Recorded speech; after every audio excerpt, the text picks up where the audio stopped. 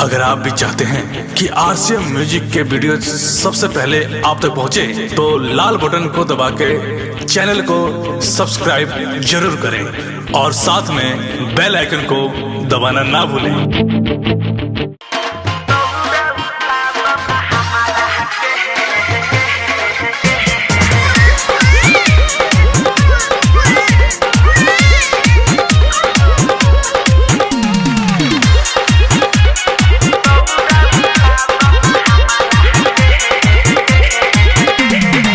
होता है मेरे घाटे चलो सवेरे लाओ लइका थमा द हमारा के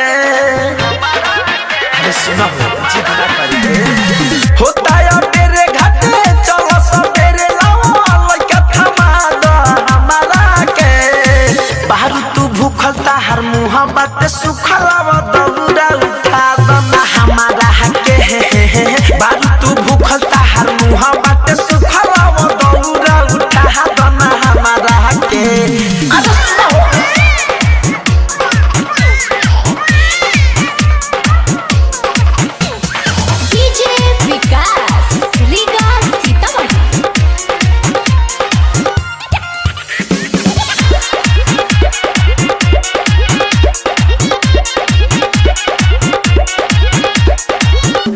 मैया के तू हुआ से धला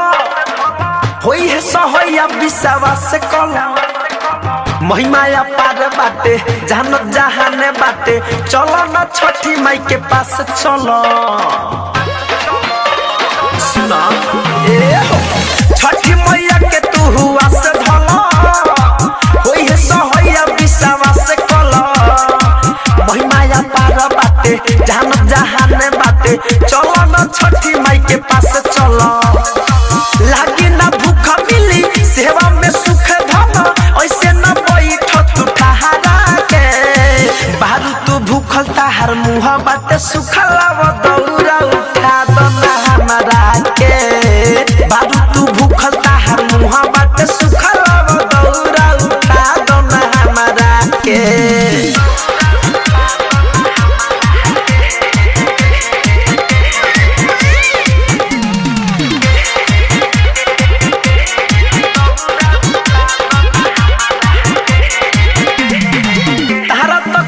ना बुझाते बाटे सभे तो दौड़ा लेके जाते बाटे बाबू के मांगन हवे माई के देहल हवे एही से जीवा डरात बाटे अरे सुनो तारी तारा तो कुछ ना बुझाते बाटे सभे तो दौड़ा लेके जाते बाटे बाबू के मांगन हवे माई के देहल हवे एही से जीवा रात बाटे धीरज दीवाना बारे अभी तक कहता रे धड़कन धमन जगावे लहरा के बाहर तू भूखल ताहर मुँह बाटे सुखलाव दौड़ा उठा दना हमारा के बाहर तू भूखल ताहर मुँह बाटे सुखलाव दौड़ा उठा दना हमारा के होता है मेरे घाटे चलो सवेरे लाओ लइका थमा द हमारा के बाहर तू भूखल ताहर मुँह बाटे सुखलाव दौड़ा उठा दना हमारा के बाहर तू भूखल ताहर मुँह बाटे सुखलाव दौड़ा उठा दना हमारा के। डाउनलोड कीजिए RCM music official app play store से। आरसीएम म्यूजिक के सारे ऑडियो वीडियो डाउनलोड करने के लिए